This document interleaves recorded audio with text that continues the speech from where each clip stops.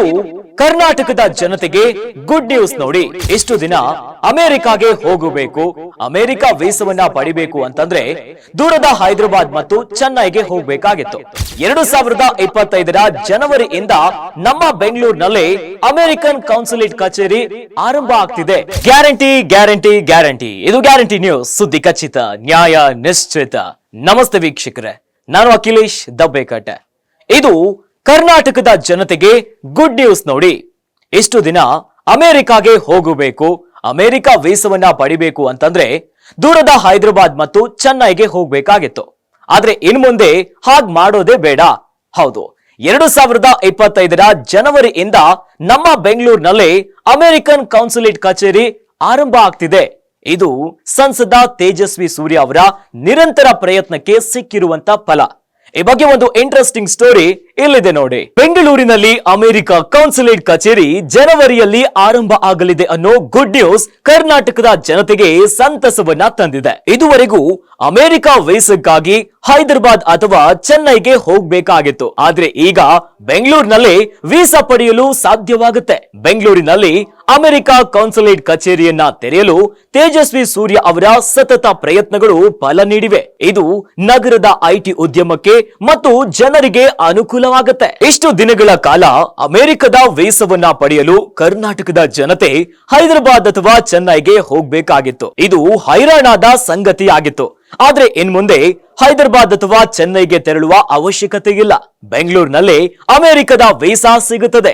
ಹೌದು, ಬೆಂಗಳೂರಿನಲ್ಲಿ ಕಚೇರಿಯನ್ನ ಆರಂಭಿಸುವ ನಿಟ್ಟಿನಲ್ಲಿ ಅಮೆರಿಕ ಕಾರ್ಯನಿರತವಾಗಿದೆ ಎಂದು ಭಾರತದಲ್ಲಿರುವ ಅಮೆರಿಕದ ರಾಯಭಾರಿ ಎರಿಕ್ ಗಾಸಿಟಿ ಹೇಳಿದ್ದಾರೆ. ಅಮೆರಿಕ ಮತ್ತು ಭಾರತ ಬಿಸಿನೆಸ್ ಕೌನ್ಸಿಲ್ ಆಯೋಜಿಸಿದ್ದ ಸಂವಾದ ಕಾರ್ಯಕ್ರಮದಲ್ಲಿ ಮಾತನಾಡಿದ ಅವರು, ಬೆಂಗಳೂರಿನಲ್ಲಿ ದೂತಾವಾಸ ಕಚೇರಿಯನ್ನ ಹೊಂದಿರದ ಏಕೈಕ ದೇಶ ಅಮೆರಿಕವಾಗಿತ್ತು.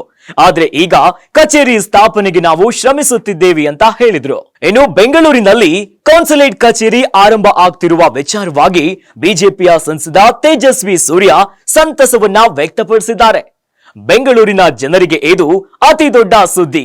ಜನವರಿಯಲ್ಲಿ ಅಮೆರಿಕ ಕೌನ್ಸುಲೇಟ್ ಕಚೇರಿ ಆರಂಭ ಆಗುತ್ತೆ ಅಂತ ಟ್ವೀಟ್ ಮಾಡಿ ತಮ್ಮ ಸಂತಸವನ್ನ ವ್ಯಕ್ತಪಡಿಸಿದ್ದಾರೆ. ಟ್ವೀಟ್ ನಲ್ಲಿ ಮುಂದುವರೆದು, ಐಟಿ ರಾಜಧಾನಿ ಬೆಂಗಳೂರು ದೇಶದ ಐಟಿಗೆ 40% ಆದಾಯವನ್ನ ನೀಡುತ್ತಾ ಇದೆ.